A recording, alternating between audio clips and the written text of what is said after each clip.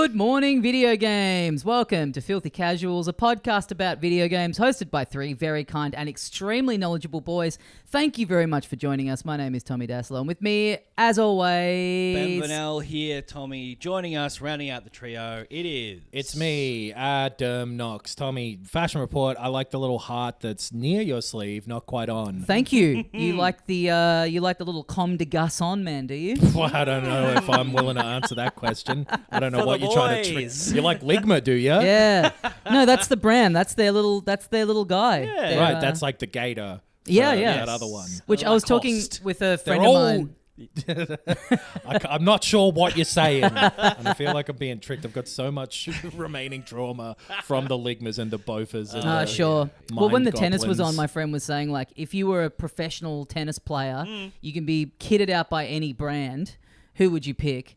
And Comme des Garçons would be. It's crazy to me that they haven't gotten on board the sponsoring a tennis player. Right. Imagine this little guy on a tennis outfit. Oh, they could do something beautiful with that. I mean, I'd got to go your Kitsune Maison. Your They're little the other fox, one. They're little the Rip Curl. hot tuna. Mambo, get the farting dog on a tennis player. That's true. If you're an Aussie, go an Aussie brand. Get Mambo, which has I think been sold to like Woolworths or something like that. They're all probably the one person. Yeah. Big cartoon pig. Yep. Yeah. In every house, stepping on people with his big money sack. Kokonakis is sponsored by Cotton On, which is insane to me. Yeah, that's a bit tacky. Real budget Australian fashion brand. Yeah.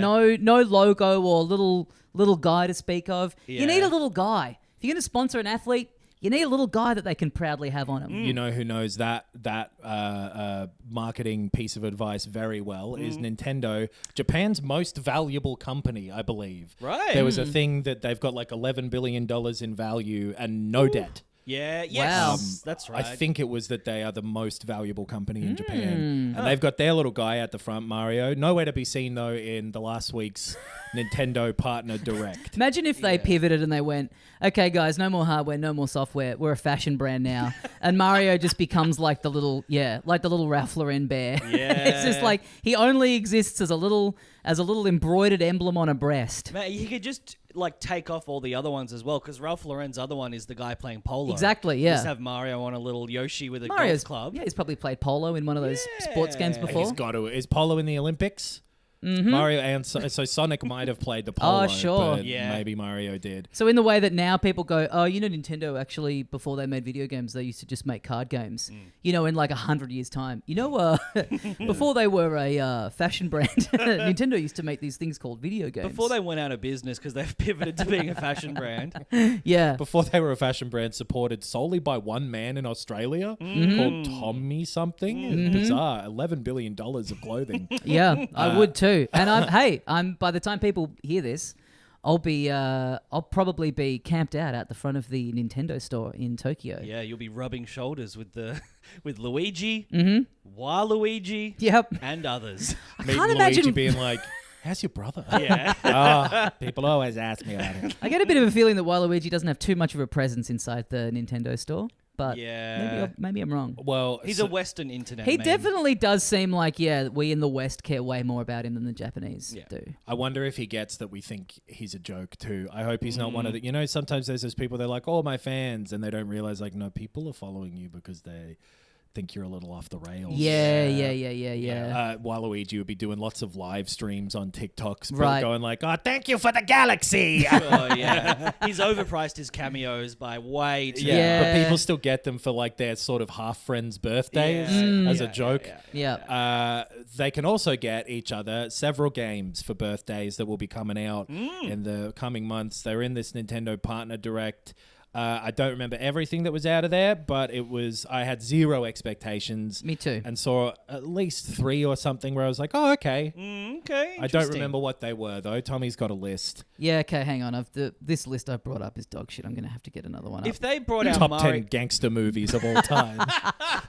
if they brought out Mario Fashion Party, I'd be in for that. Oh, yeah. Absolutely. Even if it was developed by a third-party developer, as Peach. we're talking about today. Peach is wearing different costumes for Oh, each of the yeah. different jobs in the Peach Parade or whatever that's called. Yeah, what is that called? Peach Superstar? Showtime? Showtime. That's out Showtime. soon, actually. Yeah, March. I guess Mario Odyssey was a bit of Mario fashion. Yeah. You could buy all your little different hats and He's always had costumes his for it. Tanuki suits and whatever. Yeah, true.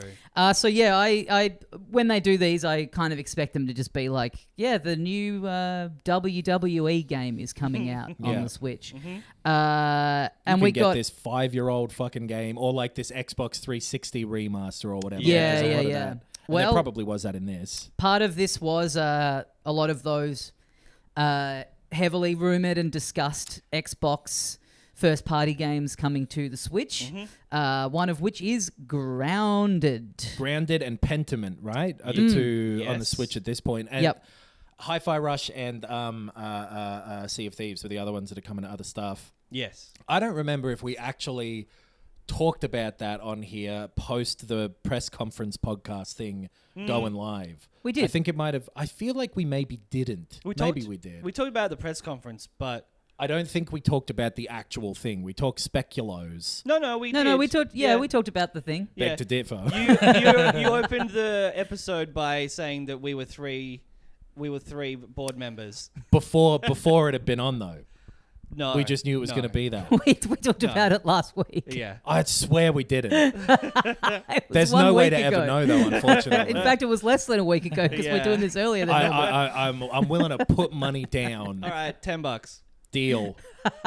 I don't think we talked about it properly last week. We talked about the PlayStation one. Would you like me to get the episode? Let's up? do it live. I asked you before we recorded what you've been up to since last week, and you said, "Oh, not much." And I think you've been out smoking meth. Something's happened to erase your memory. The usual.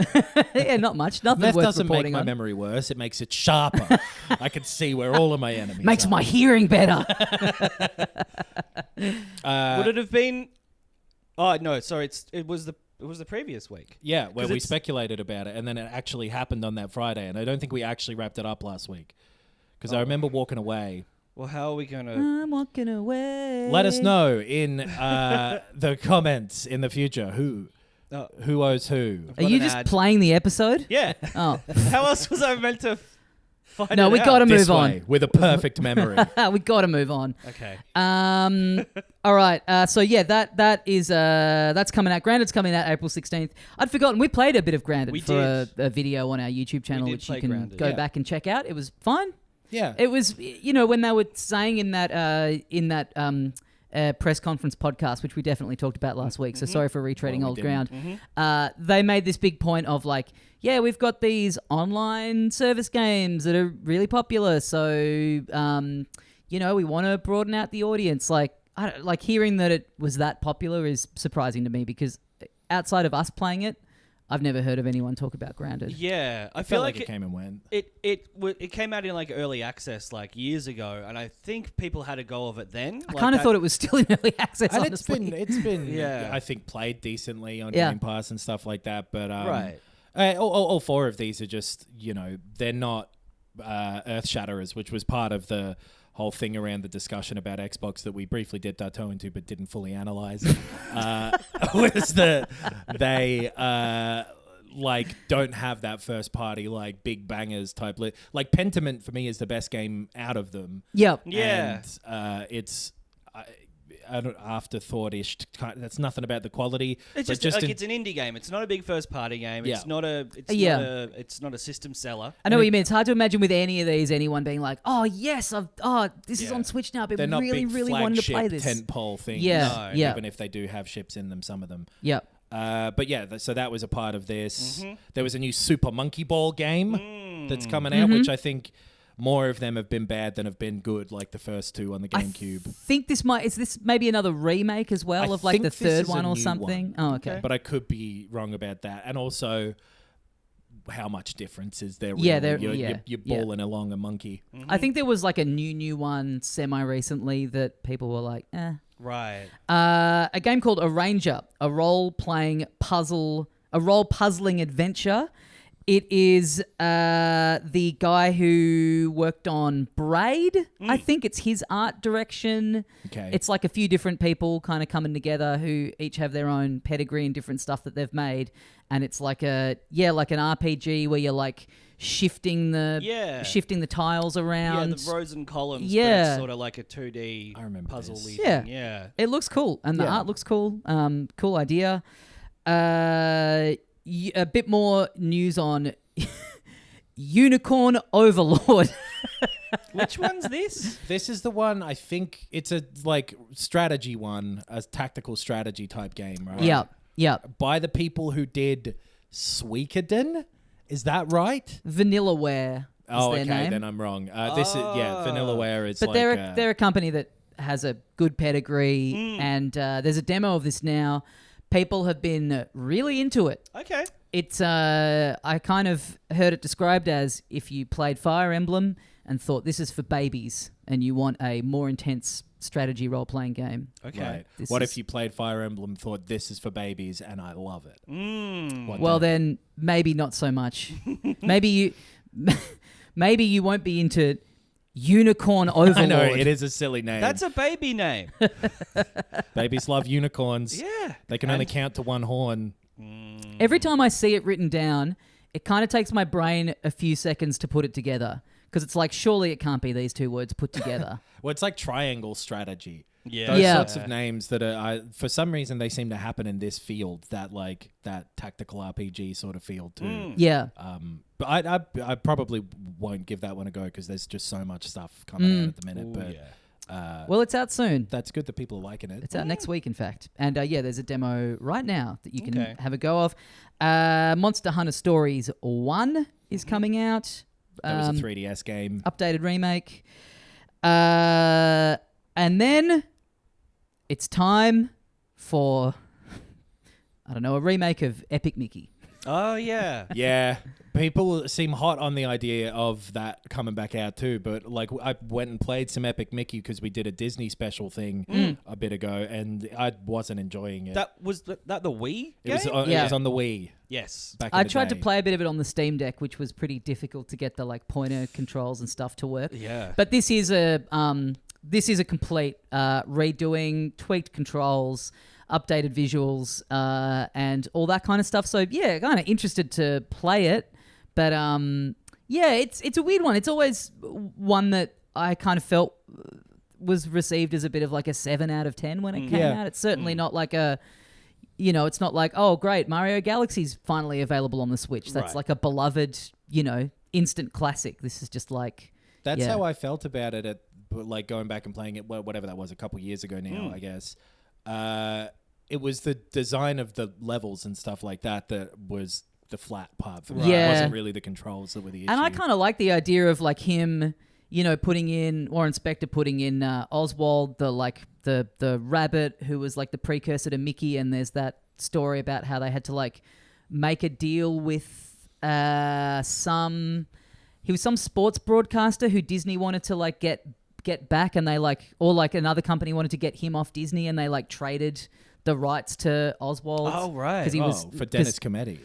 Something of that nature. It was like Oswald, the trademark on him had lapsed or whatever, and Universal owned it. And so basically there was like a trade where they got this sports broadcaster that Disney had under contract, and they got the rights to Oswald the Lucky Rabbit back so that they could put him in this video game. That's weird. But there's also that story where Spector's like a huge Donald and Scrooge fan, and he wanted to make like a open world like basically DuckTales game.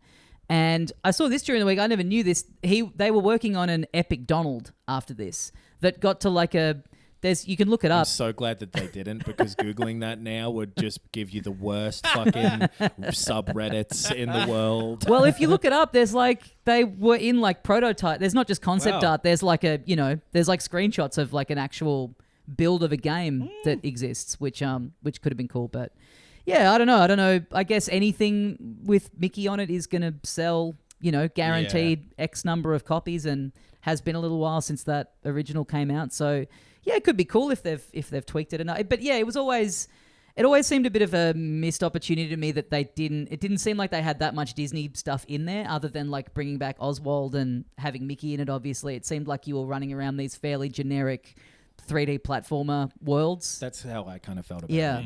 Yeah. Then we've got Shin Megami Tensei 5. Oh, yeah. Vengeance. This is a DLC, or because sometimes with these games they do put it out as a full new game, like with Persona 5 Royal and stuff. Is this a DLC?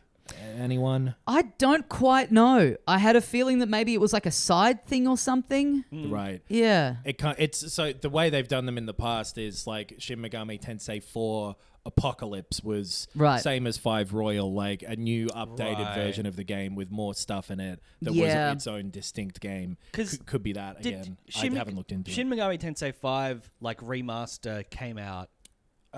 It just came out on the Switch. Like that was a new game. On the Switch a few years ago. Yeah. So this is the Royal to that. Oh yeah. Okay. Yeah, that makes sense. Yep. Star Wars Battlefront Classic Collection. That was surprising and kind of cool. Like the fact that it will have there'll be new servers for it, and it'll be, I think it's like 64 player. People have a fondness for those two games. I never played them at the time or since, but I could see that being a bit of fun for the people who were into it back in the day. Yeah, I guess I remember like early days of getting my own like gaming PC as an adult and getting onto Steam and being like, what can you get? And there being like a Star Wars collection for like, $20, and it just was every Star Wars game up until like KOTOR 2 or something. And these were in there. Yeah. And they were fine. I think they were a bit more revolutionary when they first came out because of the scope and like the scale and all that kind of stuff. And they were like on the PS2 and the Xbox and whatever. So at the time, 2004-5-ish, right? Having that sort of Battlefield style thing on a console was cool. I think was part of it too. Whereas that's obviously happened for decades now. But this, to be clear as well, is those like PS2 ones, not Battlefront 1 and 2 that came out in 2015 and whatever. Yep. Also, a little bit more info on South Park Snow Day, which is out at the end of March. Not really interested. No, it doesn't look great to me for whatever reason. Yeah. There's been more bad South Park games than good. Those two RPG ones were cool, but this doesn't look like it's at that level to me. But I've been wrong before. Not about the Xbox thing, but about other stuff. Definitely about that. Something called Sword Art Online Fractured Daydream. Oh, yeah. Unicorn Overlord. Yep. Gundam Breaker 4.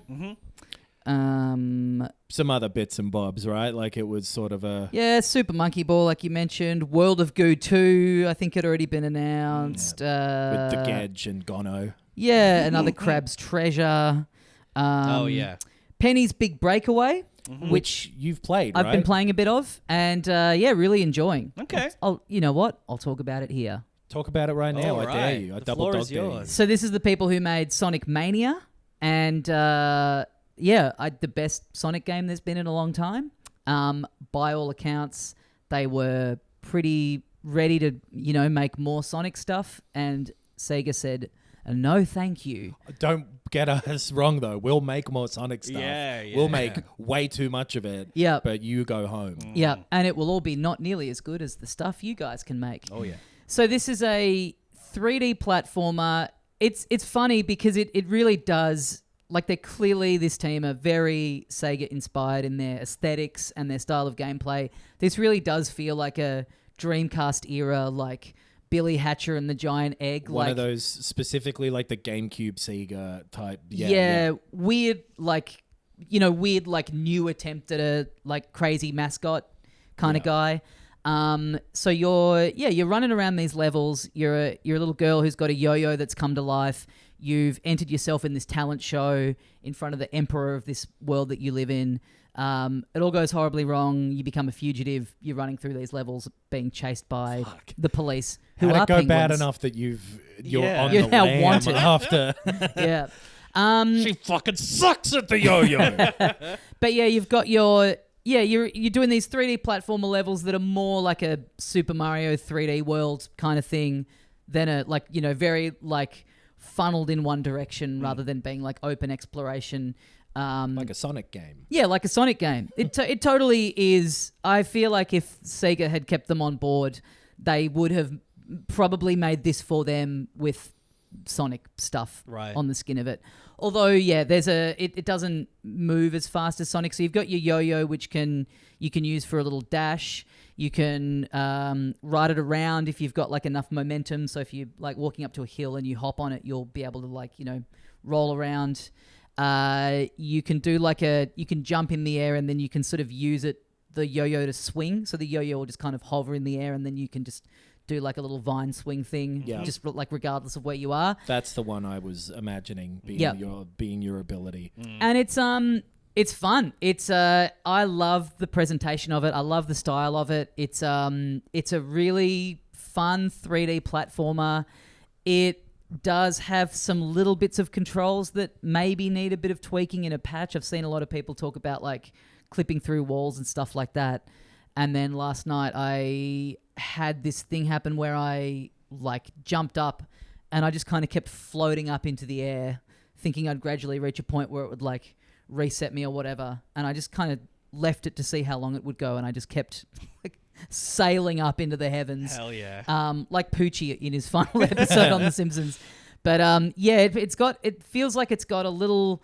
I'm always curious about these things that just get surprise released. Like this got announced a while ago, and from when it got announced, I was like really into the style of it, really thought it looked great.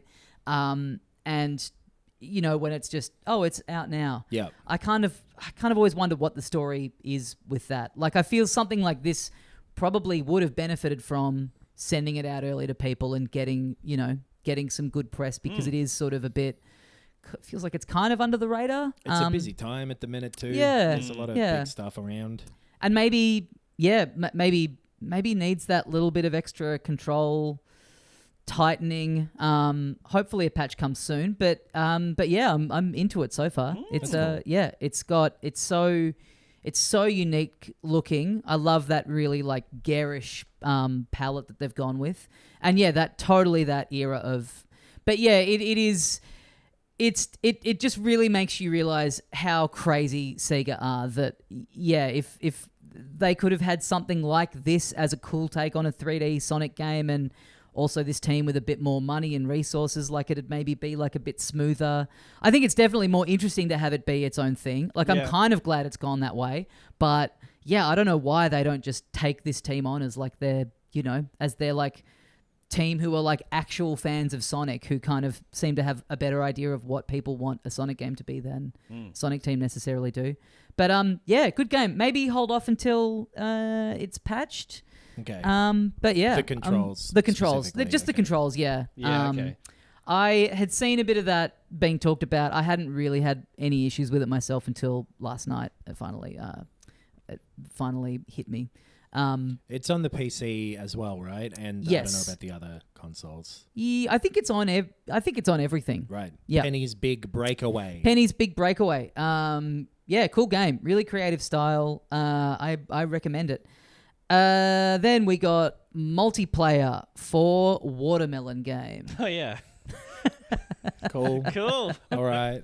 They need to try this all week, but haven't gotten around to it yet. But and they're also doing online multiplayer at a later date. Is it like Tetris? I'm assuming, where when you do well on your side, it throws shit at them. Yeah. Okay. Yeah. I think you maybe get to like choose when you can like dump stuff on them and stuff like that. Yeah. Which seems cool, and for a game of that style, definitely definitely fits it. Pepper Grinder is out on the 28th of March, and a demo of it is online now, and I've been playing it, and it's very fun. Oh, which was Pepper Grinder? Pepper Grinder it's like a pixel art 2D platformer.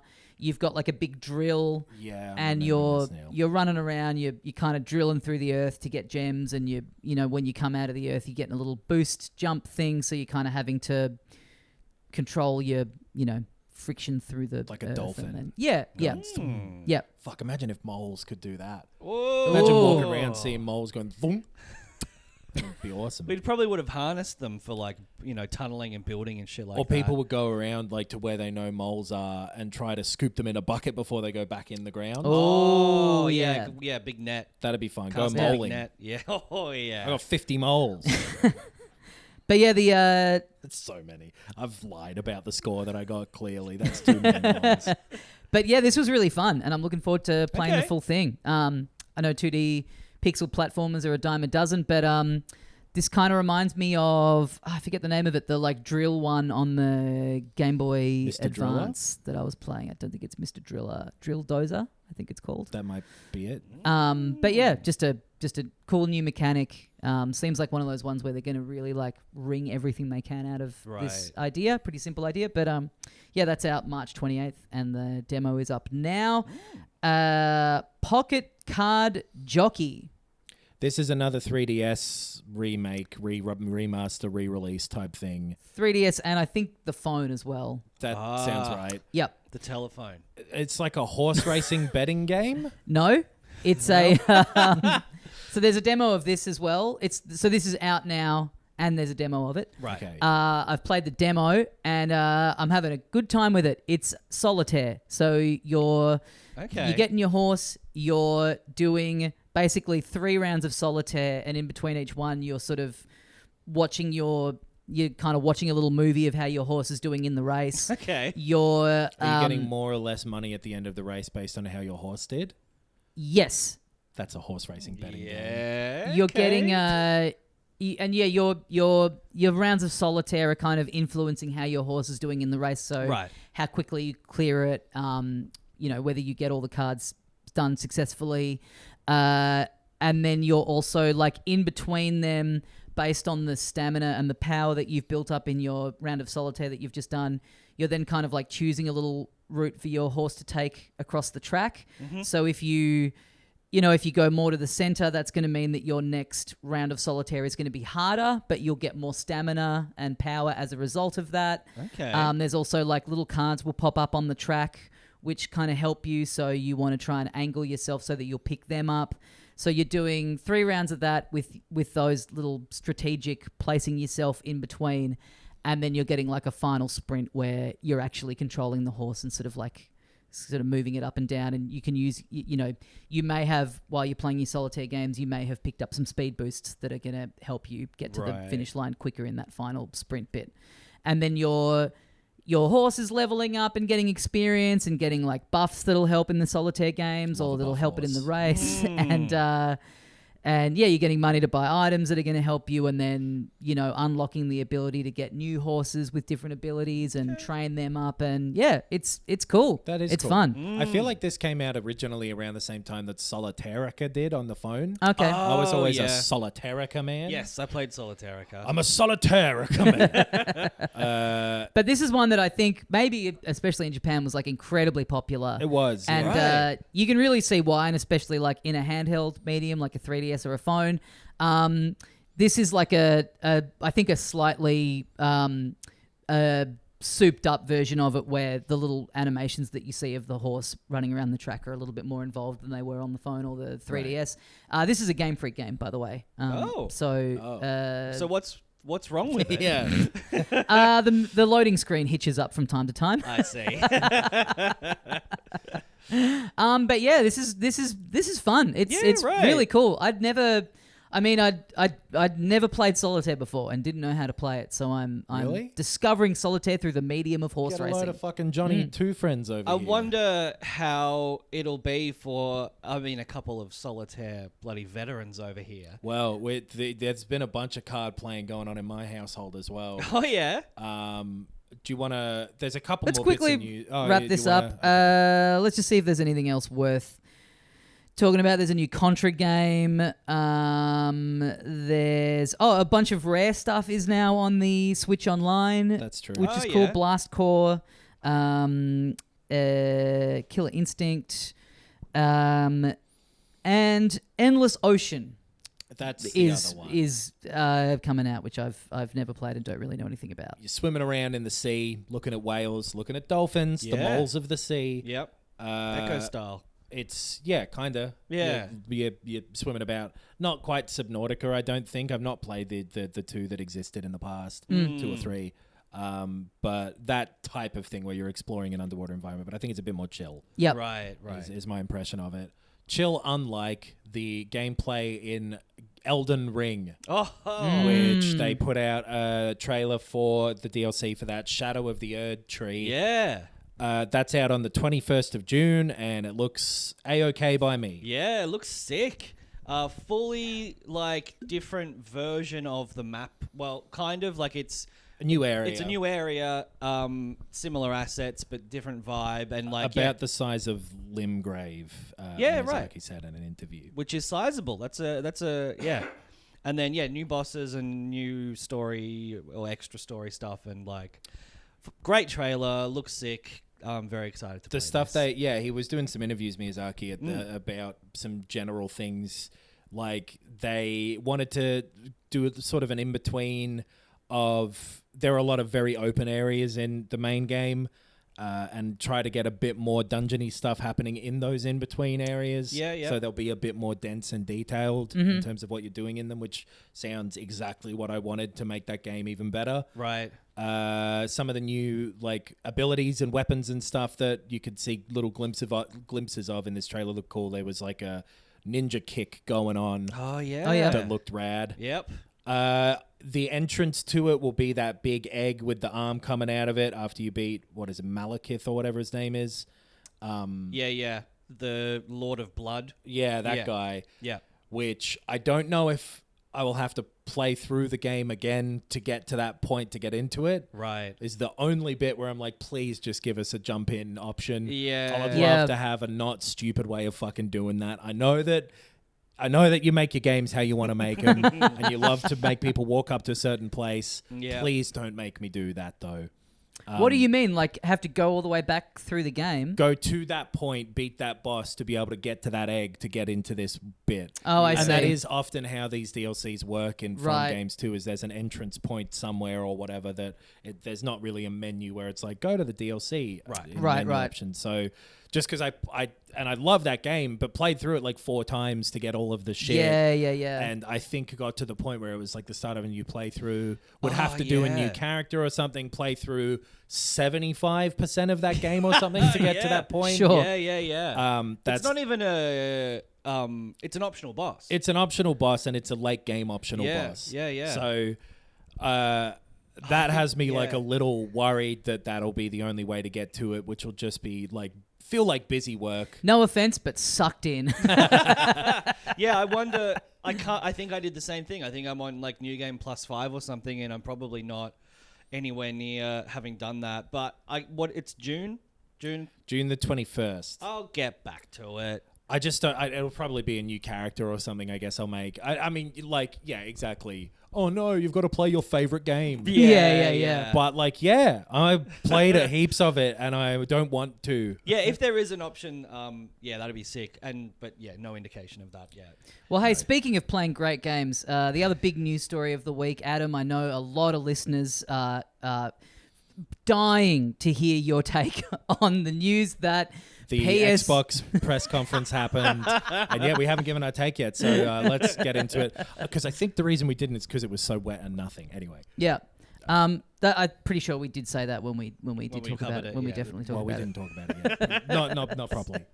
it. I love this being our Mandela effect. Something, as you say, less than a week ago. Absolutely zero importance. Where either one or two people have just forgotten that Nelson Mandela existed. It's not even. It's like just who's Mandela. Yeah. Did we talk about Mandela dying in prison on last week's episode? I can't remember. I don't think we would have. No, I think definitely did. No, it happened as we were leaving. Didn't we talk about him leaving prison and ending up like? PSVR 2. They are working on PC support. Yes, they're working on it. I don't think this constitutes a promise yet or any Right. sort of announcement, but so good news in a way. We're like, cool, that headset will be useful if they are able to implement like Yep. actual support for it to be a PC headset, which I don't quite know how that will work because it's a USB-C cable that has like HDMI over USB-C, which would only work with certain types of GPUs and certain types of like USB ports on a computer. So you'd have to have a specific setup. I don't know if they'll work on an adapter or something. Yeah, Man, if they're listening to this episode and they're like, fuck, he's right, we can't do it. Yeah. Scrap the plans, boys. Well, Too let's hard. go back and check if they did talk about Xbox. They did. Oh, well, then he's a fucking idiot. Or they didn't, and he's a He's a genius. So that's one aspect of it, but whatever. Guys, we've got to put our Vision Quest Pro on to work out how we can do this. a dongle or something could potentially fix that, maybe. Yep. Like to just Yeah. split it out into a display port and a USB-C Oh, a or dongle something fixes like everything. That. Yeah, I'd love a good dongle. Yeah. But then the other thing about this, like, so yes, it'll be cool that could be used for like PC VR games. It does also suggest pretty heavily to me, though, that it's an abandonment of it as a platform for the PS5. Yeah. And they're figuring out ways they can sell through remaining stock. Again, much Yeah. like them last week, sort of saying, no big new games coming out for the next year, and we're sort of thinking about this as the back end of the life cycle. It's only just clocked with me that the no sequels thing would mean no Astrobot either. Yeah. yeah. Fuck that. Yeah. And so to say again, because you're totally right. Like it does. I mean, surely their intention in putting this out is showing like, oh, we're thinking about the platform being really versatile. But I think most people read it as, if you have good games coming out on your thing, you don't need to be thinking about other places people can use it. Why would you do this if yeah. you had like... Nintendo aren't going, you can use the Switch as a microwave now. We're working on that. Because obviously with the Apple Vision Pro coming out and like the way people talk about the Quest 3 now is those two competing, you could see that maybe they want to throw whatever hat they have into that ring, but this being compatible with a PC wouldn't suddenly enable it to do all of the extra things that those headsets can do, especially the quality of the pass-through that they have. Yeah, and again, if you're like, what you should be thinking of this is an extension, an accessory of the PlayStation, something that like enriches your library of IP that you have, not a thing that you've just made that people can go and use somewhere else in the house. Right. You know, it's such a defeatist. That being said, like, you know, their headsets work on a PC if you put the USB stick that they come with in there, and a lot of PlayStation accessories work. Yeah, you can use And you can pair a DualSense and So I was in the Apple store the other day and they sell DualSense controllers in there, which seemed crazy to me. But I was like, oh, well, you can play you can play Death Stranding on the phone. Yeah, and right. Apple TVs and shit they pair with easily. Like they're made, they updated them to be very Apple compatible. So yeah, they're positioned as a... Which did make me feel like an old man of just like, wanting to have a bit of a go at maybe some cloud stuff potentially, some cloud stuff while we're away in Japan, and just being like, oh yeah, I've got like a bunch of different controllers at home. I can just chuck any one of them in the suitcase and they'll pair with the iPad.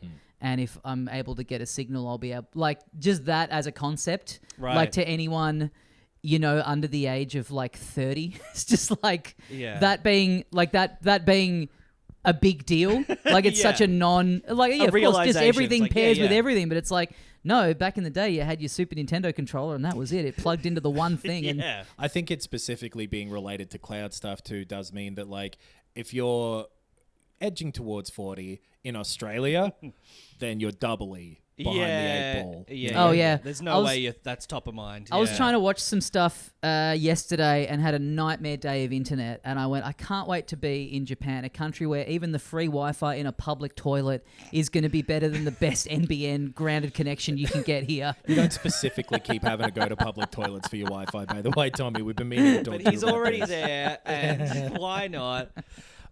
So it like, not to look a gift horse in the mouth. No, It'd exactly. Be cool. It's great for people who already own it and have a PC. The range of games you can get on the PC that are VR compatible, and especially the mods and shit that are there. It's just a better platform for all that stuff. Yeah. Especially when the competitors don't have first-party games to push you towards their system. Yeah. So it's cool that they're working on that. There are people who were already trying to mod it, and it seems like it was really difficult, and they're making progress, but I assume that will halt. I wonder if it would be funny if this came from like them saying to Valve, like, hey, why don't you put Half-Life Alyx on the PSVR 2, and them going, no way, we will absolutely never have Half-Life Alex running on the PSVR 2. Emailing Oh, back won't you? emailing back an Uno reverse card. Yeah.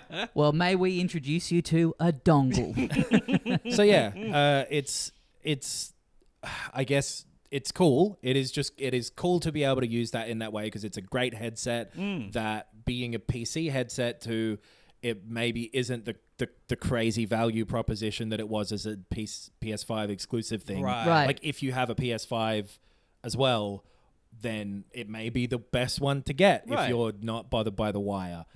But it should. But yeah, I mean, it should be a nice little bonus, not like, oh, I'll actually be able to play some stuff on it. Yeah. I'll be able to download Half-Life Alex and actually play that on. Yeah, I don't know. It's Bit weird. And also just weird to kind of just very vaguely say like, oh, we're working like, you know, it almost. So if you're thinking about buying one, maybe buy one. Yeah, it's like We're not implement it committing and to then just be anything. like, you know, just drop it as like, Yeah. you know, a random bit of news. they just whispered it to a Yeah. blog or Yeah. whatever. Like it wasn't a big thing. And again, it isn't like a done deal or whatever yet. They just said they were trying to make it work. And it could be that it's just because they think that adds value to this thing they want to support for a long time. But it doesn't feel like that given the last year of releases on that, or lack of releases on that thing. So, you know, cool, but also to me looks pretty nail-shaped and quite a long one of those coffin-type nails. Yeah. I feel like I maybe need to like biff you in the face now after we talk about big news so that maybe then it'll register as a memory Yeah, that'll that we help me. talked about it this week. Head trauma will definitely lock it in. I need to somehow make this a core memory. You need to get a little elastic band around your wrist and you just flick it every time we finish a news Other story. option, you could trust me. We could No, we could get- be wrong. We could memento style you and just like tattoo you after every episode of the news stories that we wrote about. Don't trust PSVR. It'll just say Nintendo Switch about 500 times then. I talked about Penny's Big Breakaway and Pocket Card Jockey, but Speaking of cards. speaking of cards and speaking of just hours out of my week being gobbled up, I have been playing Balatro. Yeah.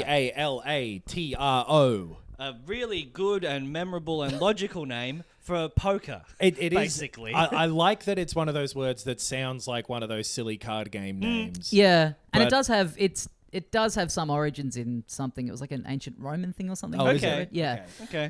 But yeah, it's Joker poker is what it is. And it is fun as fuck. Yeah. It's so fucking good. You talked about it a couple of weeks ago. I did. I played the demo and now... I remember that one. Hey! Shit. Now we've all played the full game. Yeah, it's been in early access for a bit, I think, and I don't know Whoa. if it just recently came out. There's a light above our heads. Adam just had an idea. There's a light above our heads that we tape up because it looks better on the video, but the bit of paper taped over it came off, and it scared the shit out of Yeah, me. a A light- light suddenly appearing over my head turned on some fish part of my brain. Oh, the nukes are... they dropped the nukes. Not as advanced as that. There's a Okay. fish above me.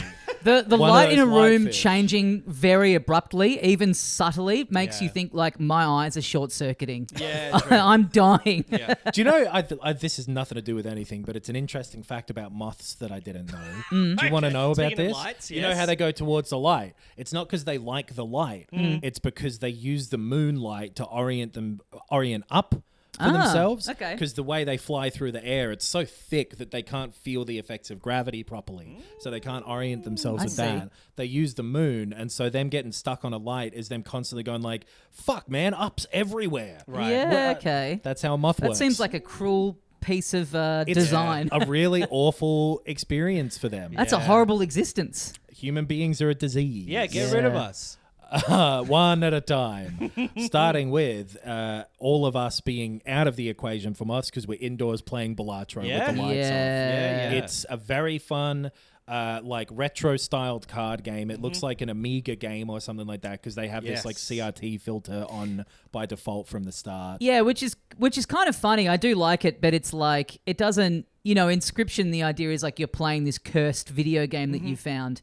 There's no real reason for this game to look like. There's no setup of like, oh, this is like this old version of it. Just all it Yeah. looks all Aside kind of from, like it being like a Windows 3.1 pack-in game. Totally, yeah. Like Acorn Computers would have had Right. Balatro, and all the Brits would have been like, "See, our weird computers are actually good." Yeah. Man, Man, if Balatro had existed since the late 80s. it does a good job of feeling like that, though, of feeling like you're emulating this like old classic, like cannon fodder or some shit. It is a card game played with a normal deck of cards, but as you go through each round, Ben explained this a bit the other week. But if you don't know or don't remember, which can happen, it's a series of rounds where each time you are trying to reach a certain score with a limited number of hands that you can play. You're playing poker hands. And limited number of discards, which, when you play 5-card poker, obviously you can chuck some cards back. Yeah, you got a hand of 7 or 8 or something when you start a run, and you are trying to make the best poker hand that you can. Every time you do, you get scored on the value of the cards involved in either the pair or the 2-pair or the flush or the whatever that you've done, as well as a multiplier based on the level of hand and the difficulty in attaining those cards. And also based on the jokers that you pick up during the rounds. In between each round, you get a little shop where you can spend money that you earn. Kind of like in a Slay the Spire or like a roguelike sort of thing where you'll hit, the shop point. You'll be like, all right, I want to add this card to my deck. It's a roguelike card game. Yeah. So stop me if you've heard those fucking words put together before. But it's doing it with But it's some good. pizzazz. Yeah. Because take it from someone who's always bounced off those kinds of things pretty quickly. This has hooked me. Yeah. If you look at this and you hear this and you think, this isn't for me, it probably is for you. Yeah. it is actually really good because in between those rounds, the most valuable thing you can buy, to my mind, there are several different items you can get, like these celestial cards that will level up how much your multiplier and your score addition for a certain type of hand is. Yeah, so it'll say level up straight, or you So get the like a next pack time- at random, and If normally for a pair you get ×2, now you'll get ×3 or ×4, and it'll level up that like that. You can get these tarot cards, which will add abilities to the cards in your deck themselves. So Are they permanent effects? Yeah. Or is for it... that run, they are. Yeah. So you can, put on the 7 of diamonds if you're like, okay, I'll use my 7s and my diamonds heaps. So this 7 of diamonds will play twice. Is the effect of or this like one, double the multiplier, or I'll get extra coins at the end of a round if I still have this in my hand. Right. Yeah. Lots of things like that. And then the jokers, though, those are your big lads. Yes. You've got a set number. It's 5 unless you get some other jokers that can increase it or whatever. Of these joker cards, which go up the top of the screen and have different effects based on these jokers that you're randomly getting presented, but can choose which ones you buy. things like every face card adds +4 multi. Every straight now will get you an extra 100 chips. 1 extra discard, 1 extra hand. Extra cards in your hand.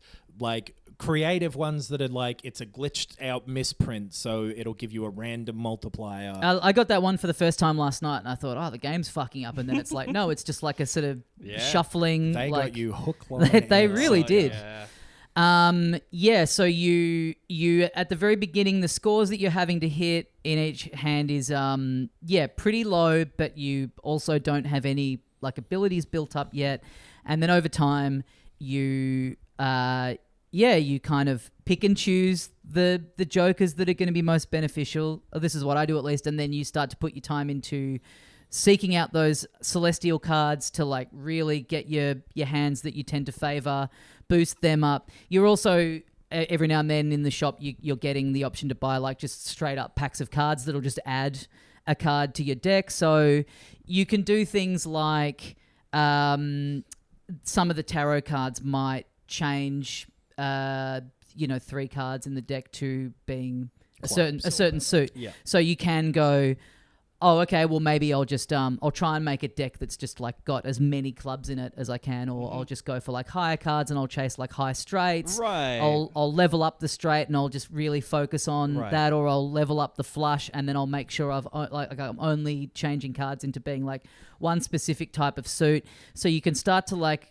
plan out your strategy like that, and then in each round. So there's rounds which are playing against a blind, which is just the amount that you have to Yeah, get to. it's a set Yeah. of 3, a small, big, and then a boss. Those are antes. Anti, sorry. Yeah, so you're going rounds and then antes, but it's all just card work. Yeah. Yeah. So Yeah, a small which blind. It was confusing initially because, like, playing poker, it's like, oh, this is not what I thought it meant. But it basically just means like you say, rounds. It's and kind of like it's like a levels and- world. So it's like you do Yeah. level 1, level 2 boss, and the Yeah. boss will be the score you've got to hit is significantly bigger, and there's some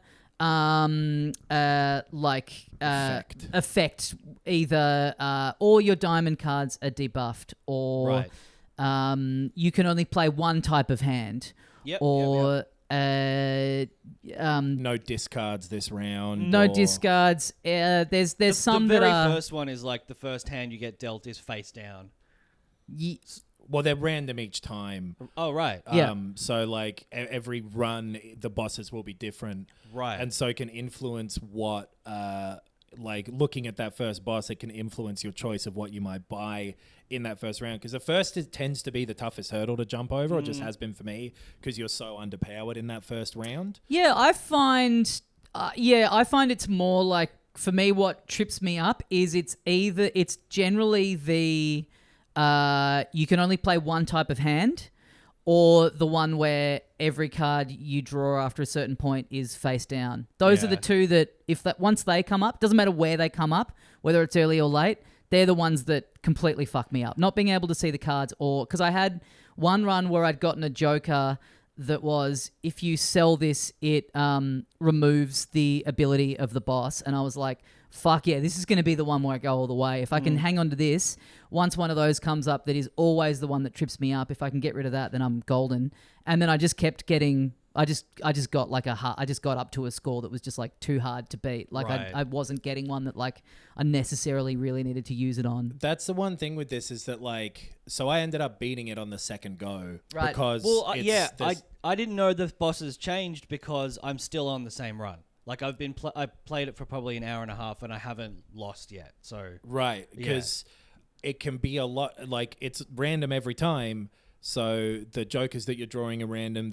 And some of it is around building your strategy based on what you have, and then adapting to that initial sort of setup and trying to increase on its effect. Because you can do like, oh, I'm going to make my deck all clubs, or as many clubs as I can, and then you get to a boss where it's like all clubs are you might end no up with points a for with a clubs. yeah. Or you might randomly get some great cards early and Yep. just be sort of set, or randomly get a tough boss early. So there is a fair bit of randomness that is a little irritating at times, because it like mucks up the pacing. it kind just of. is so much about luck. Yeah. And like the cards you're drawing are literally luck and all Yeah. that stuff. That's And there's- but that makes sense to me because that's poker. That's all card games are just like. And Yeah. the game is about trying to stack the deck in your favor.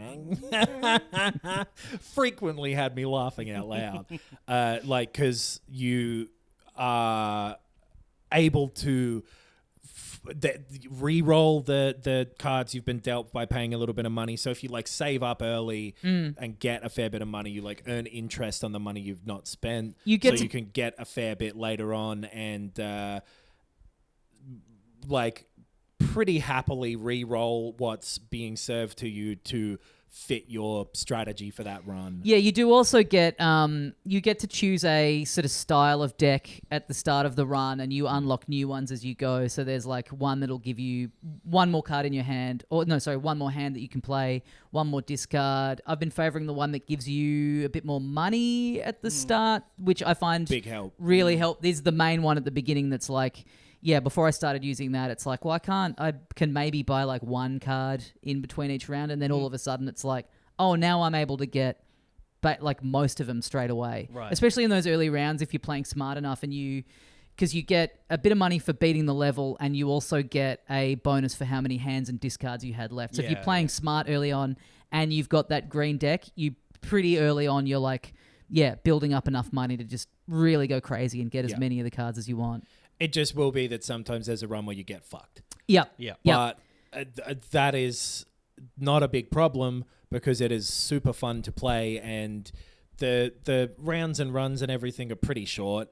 So Yeah, you because the scores that you're having to hit are going are like really climbing, and you can very easily be on like the second round or the third round or whatever, and you've got a nice little system in place, and you're like easily beating that. Like that's the one thing I wish about it is like when you absolutely thrash the score that you're meant to hit. I wish you got something for that. Like if you have to hit like 300 and you hit like 5,000 or whatever. Yeah. It's such a good feeling, and I wish there was like a bit more reward for just like absolutely blitzing it. There's a ton of stuff like that I think since it was in early access for a bit, I'd imagine they're going to keep doing an update thing, and it's just the way games these days.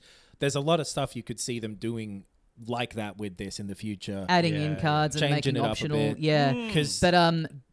But sorry. Just the level of how much you're beholden to the early roll, the early draw of just what you get. You need to get your initial few rounds. You need something that's going to get you cooking along, or you're fucked. Well, that's what I'm saying. Is like, you can get your 5 there, and you're like, fuck, I am just murdering every score here, just walking it through. But then very quickly you're on like round 4, and you're like, yeah, I'm sort of barely making it through. You know what I mean? Like you can so quickly go from like, oh, okay, now the scores are getting so high that I'm like, yeah, this isn't the absolute, you're like, oh, I need to get some I need to start leveling some of these ones up, or I need to start like selling some of these jokers and getting more that are, because I've read a lot of stuff that's like, you basically, to really get through, like you sort of do essentially need to like break it in a way of like, because you can, again, if you play it right or / having that luck, you can get that really satisfying run of like, this is triggering this, which triggers this, which triggers this, which triggers this. And then all of a sudden you've got this just like insane multiplayer kind of by accident of just all these things setting each other off, which is so satisfying. Any jokers that interact with each other to like double each other's chips and multipliers and shit. It's such a cool feeling, and it's all animated really well. Yeah. Like all the cards have thick little rumbly effects when they kind of trigger their things that are really satisfying, and they've nailed all of that. The dopamine hit of like a poker machine going off of like ding ding ding ding is so satisfying. Like if you've got a ton of them all hitting one after the other, it'll slowly speed up as they all go, and it feels great. Your little score window like catches fire. It's a great like podcast game to switch the music off and listen to something in the background. Would be happy to play it again and again. I believe this is a one person developed game as well. Right.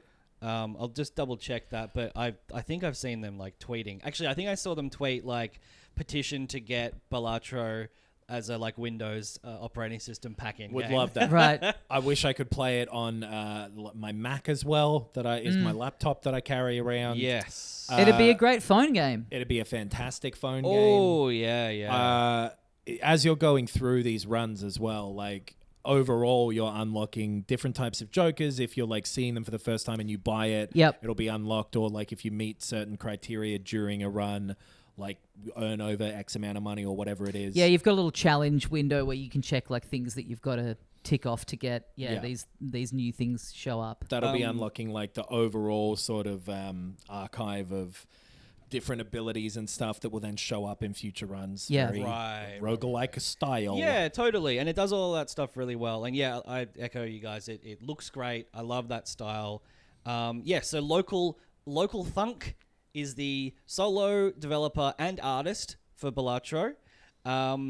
They posted some interesting stuff. I guess I don't ever track this, but like they said, it has been 1 day since Balatro launched. In that day, Balatro has racked up over 40 years of playtime. Oh, wow. And then by day 2, 106 years. So obviously really successful game for this solo developer who is clearly very, very creative and intelligent and is, I hope, going to only go on to bigger and better things. Yeah, I love the variety and all how the jokers look. Yeah, Distinct they're all from each kind other. of themed really well based on like the one that gives you a bonus for every like heart card that you play is called like the lover, and he's like a little playboy guy on there. Like, I don't remember what the effect of the card is, but there's the hack, which is a little joker standing up behind in front of a brick wall with a microphone. Oh, yes. I don't remember what he does. Be adored by everyone, I assume. Mm-hmm. Lot of great shit there. Cool, like pixel art looking, old-fashioned CRT style things that it hits me in a good spot. Yeah. And just that this style of game doesn't really ever grab me, but it's got me in that thing of either you bow out way too early in a run and you're like, I can do better than that, I'm going back in, or you have an absolute scorcher and you're like, oh, I've got the momentum now, I'm going back in. Like, it doesn't matter how you go, you're like, you're finding a reason in your head to like go back in immediately. Right. Like, yeah, It's really good. Yeah. And as someone who does like just general deck building games and card games in general, this is again it's just great. Yeah. It's a fantastic. And you one don't of need to know anything about poker to get it. It's all teaches laid you out it, there, and it's there's got a lots little. of- You can push a button to see the like ranking of the hands, and it pretty quickly becomes second nature. Yeah. It's like Yeah. $20 or something. Something like that. Something like that. I 20 to forget the exact 30. amount. You're gonna get your money's worth. Absolutely. You're absolutely gonna get. I will buy this again when it's on a phone. Absolutely. I was gonna say, I really This is like hope that you Vampire can do that. Survivors. Like, I think I own that in 3 different places at this point. I mean, it sounds like he will have the wherewithal to port this, which would be fantastic. Yeah. It'll only go even better. Yeah. Recommend. Big recommend. Balatro. Remember the name. Hopefully. Also remember the name Pacific Drive. Yeah. Which is the other game that you haven't been playing, Tommy, right? No, I was going to, but then I got hooked into Balatro, and those 2 other things came out on the I had to tear myself away Switch, from and I went, Balatro. But me and Ben have been playing a bit of Pacific Drive. Yeah. It is it is on the PS5. Mm-hmm. It is on the PC. Yes, I've been I playing don't on the remember PC. if it's on the Xbox, but I Dunno. think it might be, but I don't Okay. remember. Okay. And it's really cool. Yeah. This one we saw the trailer, I feel like maybe 18 months ago, a couple of years ago even, and had like a really distinct style. And that sort of log line, the elevator pitch of like car exploration, Survival crafting, game. survival, I think intrigued us just enough, like, because that survival crafting game is not necessarily a draw for, I think, any of us. There's a lot of them out that are popular that like Sons of the Forest just like came out fully. And like Pal World you got into, and that is very much that as well. But I just tend to not, unless there's that extra sort of bit there. Yeah. Which this really has, but because you are, so it's 1998. You're driving through the woods. Yep. You get warped into a weird place that the government has fenced off. Yes, I talked about the movie Stalker on a bonus pod recently. Yeah. And it's like, obviously, they've drawn direct inspiration. The zone is set up. Some mysterious shit happens inside the zone. And wouldn't you know it, you end up inside the zone. You're in there, and you're I'm in the zone, Jerry. once you're in the zone, you Like they call you breacher, like breachers, like it's very you're the driver at some point because you find a car Yes. that they explain to you is like a cursed object that has latched itself onto you. And there's some bits and pieces, these people talking to you over the radio who are like researchers in there who are like, this hasn't happened for 30 years, blah, blah, blah. Which is like, I'm really liking all those little bits of story. The voice acting from, there's only 3 people talking to me at this point. Yes, the 2 guys and then the woman, And they've clearly got some backstory, but there's well-delivered radio conversations of them talking to you, telling you what to do and slowly revealing bits and pieces about what's happened here and what's going on, and some shady shit's happened and blah, blah, blah. So this cursed car that you have gotten attached to is a really clever, well-made thrust to get you through the survival game. It is your thing that you are upgrading. It's your backpack. It's your mode of transportation, you might be shocked to know. And it's like... It's your shield. It's your shield. It's a bin. That's what I use my car as. It is as well. Yeah. And it is a nightmare. as well to look after. It is an expensive fucking burden. Okay. Which is The true to rego life. in the fucking zone. Oh my Dude, god. it's crazy. It's, no one's even on the roads here. Yeah. Actually, there's so much shit in the middle of the road. There is shit on the all roads, the time. yeah. So you are going out on little expeditions. You've got sort of a overworld map, and you go between little distinct separate sections of the world that are constantly warping and changing and shifting because it's a crazy world where shit's gone wrong and there's a bunch of warps and shit. But yeah, you'll be in a sort of area that you can freely drive around, but you can, when you do go onto like a new location, there's like a loading screen and you pop up in a new area. While you're there, you're driving around the place down. gathering resources. So you'll open up your map and maybe see a little camp of buildings somewhere. Drive over to them. There'll be different types of locks that you've got to get through with different tools to get different types of gatherable items like chemicals or fabric or duct tape and whatever. Using these as well as this like type of energy that is stored in spots around these maps in these balls that you can put into a machine in your car that is then also the currency that lets you drive on to the next area. Okay. So you're gathering all that stuff. Once you gather those like energy balls, you activate a portal to get out of there or to get home. Yeah, yeah. And it does this really cool thing where like you can only activate it once you're far enough away from it. You can't be too close. But once you activate it, shit starts kicking off and going weird. So you got to drive there real quick. Yeah. Right. So you'll switch on the portal and then like this alert will come up on your car being like, drive. And Yes, stuff will be sick. chasing You'll be after like, you. Oh shit, I'm still in park. Yeah. God, I wish I bought this on the PC rather than the PS5 because I'm fucking looking over real weird with the analog stick to take myself into park and turn the ignition on. Yep. Because you're looking around your car's cockpit to interact with bits of the car. Like there's a map screen next to you and the handbrake and the keys. And Yeah, and there is like shortcuts for like the wipers. headlights and the wipers and stuff that you'll obviously just use constantly while you're driving around. And your horn. Oh yeah. I love honking that thing. While you're out there, there's a bunch of like weird kind of alien looking shit driving around with really great like sound design and shit. Sounds super creepy out in the forest. You'll hear like a type of noise. I think I've recreated it perfectly. Yeah. And they might be some strange things that'll like latch onto your car and zap it, send all the electrics crazy. Or some big bastard rumbling under the road that'll knock you about if it hits you. Stuff like that. Yeah.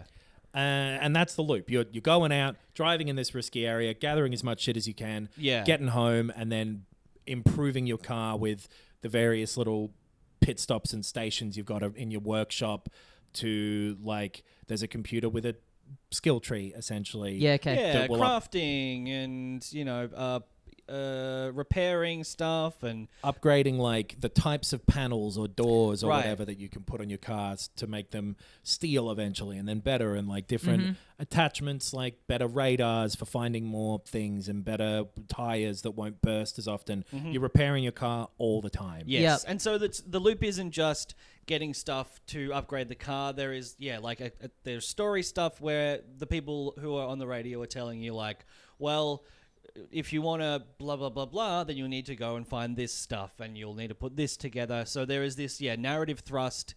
But, as you say, at the same time, you're constantly working on the car as well because that's how you're getting around and you're surviving the crazy zone. It's a really good mix. I think they've like got it about right to the point I'm up to. I've only played a few hours, but there's always a clear direction, but it's up to you to get there type of thing. So...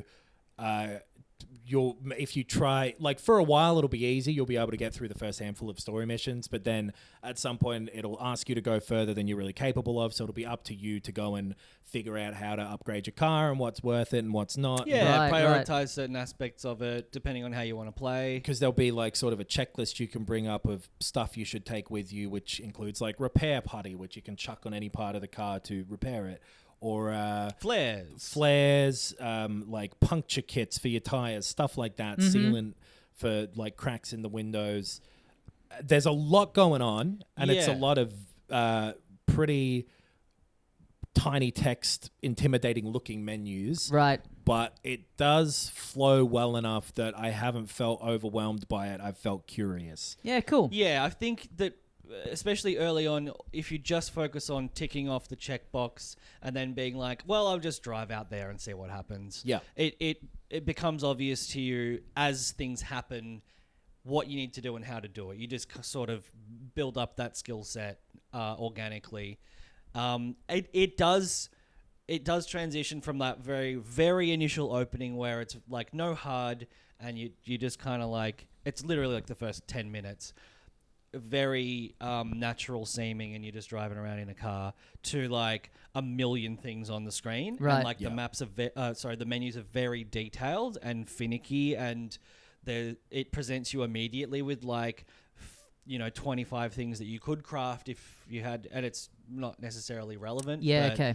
I feel like you just got to tune that out to an extent and like follow the story initially. Focus on the open road. There's a pretty Yeah, clear yeah. bit when they tell you to get to like a wall or something where it's clear that like now it's the bit where maybe go and do your own thing for a while and see what happens. Right. Yeah, okay. So follow the lady's advice until then. Because I felt pretty well onboarded or whatever shit term I want to use for they sit you down and get you to do the HR quiz and all that. Yeah. This is your email and your password, and this is the kitchen. This is the toilet. I don't think it's like reinventing the wheel. Ugh. 2 for 2. That's not enough for an hour, but it's It's 2 laughs per 60 minutes.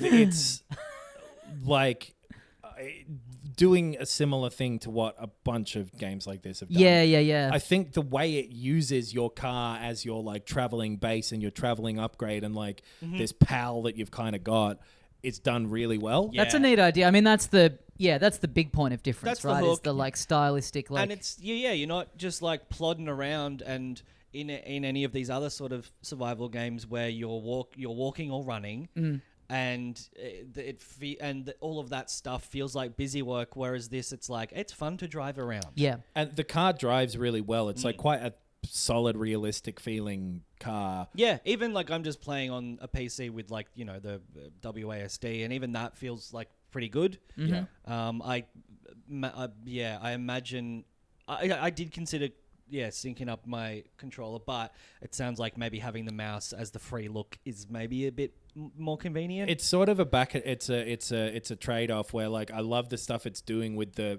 vibration and the triggers and stuff on the Yeah, controller, right. and it does feel good for driving around. It's just the looking around to do your handbrake It's a little- basically yeah. that is slightly awkward. Yeah, right. But not too bad. Because you're also kind of looking to your side manually with the right stick to look at your map. Right. You've got a little sort of like funky in the looking passenger unit seat. in the passenger seat. Yeah, a little screen and stuff. Right. But, and also, like aesthetically, it's sick. I really like it. I like sort of the graphic design of it, like the menus and stuff. But then also, just the look of the world. It looks a little bit like Outer Wilds. It reminds Yes. me of a bit. Yep. It's got a touch of that type of like that well-tuned, well-thought-out, good version of that 3D indie game look. You know, Yeah. what I mean? Right. Like it's a bit of a cheap way to describe it, but you know what I mean. Not overly textured and detailed and stuff, but everything that is there is well designed and looks cool. And The like, lighting especially is really great. Yeah. Like it does a day-night cycle sort of thing where driving between these different areas will take a certain amount of time. And as it transitions into night, you actually are in trouble at night. If your headlights break, it's so dark. Yeah. Right. And the world feels dangerous in a really cool way where you feel safe in your car and when you can drive around. But then if a tire bursts or you've got to drive through some woods and avoid the trees and shit because the road over there is a bit fucked, it feels risky in a very satisfying way. Yeah, cool. Yeah. I'm keen to try this out. It's a damn good game. Really cool. Yeah. Nice. I'm liking it a lot. It doesn't run great. It's a little... Yes. I bumped it all up to max settings, and there was a bit of hitching and stuff, so I had to dial it down a little bit. But that made it run pretty fluidly. Yeah, on PC. On the PS5, it's sort of zipping up and down a little bit. But Yeah, right. It's not terrible. It's just not perfect. Yeah, Right. it's all that lighting and those particle effects and stuff like that, which is add to the atmosphere, but it can chug a little bit. It looks great. I'm really enjoying. Again, I'm only a few hours in, and I think it's going out the window when Final Fantasy comes out in a couple of days. Yeah. But Yeah. I'm interested to see if over time I get a little sick of it. Yeah. Because it is a loop, and I'll be interested to see what wrinkles they throw into the loop to make it engaging for the length of time Right. that it ends up being. Because that novelty of like, oh, it's a car and it's a different, if it's a differentration, from these other games that aren't. Differentiation. Okay. Okay, yeah. 3 for 3. Operator gear stick. Whether or not that wears off. But I do still think it is far my preference in terms of the traversal and stuff. For this kind of game, and then wrap in the aesthetic, and baby, we got a fun little time. got a I'm game. interested in what the story's doing. Yeah, it's worth having a look at if it interests you, because I think there's a demo of it too. Because There definitely was, there was around that Steam Next Fest, but if there's one on PS5, give it a crack, because it's satisfying and well made. I'm enjoying my time with Pacific Drive. Specific Drive. Yeah. Wrong.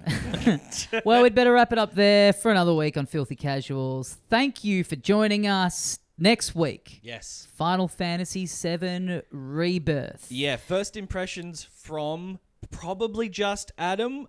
Tommy and I might be able to somehow play. I guess I played a bunch of the demo, the open world stuff as well. Yeah. But you and I, we have a booking at the Square Enix Cafe for the first day of their Final Fantasy VII Rebirth collab event. Yeah, we'll be able to review that. It's a collab with themselves. Yes. There's I'll also, play we've it, been sent a list by a listener of the show, Chiharu, who lives in Tokyo, or just out of Tokyo, of all the different shops over there that have lost a very thorough list that includes things like, if you go to Lawson and get a takeaway coffee, you get a special paper Final Fantasy VII cup. Yeah. So we're gonna hit It's the my ground. dream come true, honestly. We're gonna try and visit as much of that kind of stuff as we can to report on that side of it. Yes. I'll have played 150 hours of it. Yeah. by then, So we'll have the whole. That's next week is your one-stop shop for All angles. literally everything Final Fantasy VII Rebirth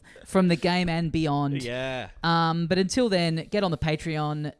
Get yourself a bonus extra show every week. Yes. Get on the YouTube channel. We got heaps of videos on there of us doing Let's Plays and one-offs. Hundreds and hundreds of videos for you to check out. Come and see us at the Melbourne International Comedy Festival in April, Sundays, 3 p.m. at the Coopers Inn.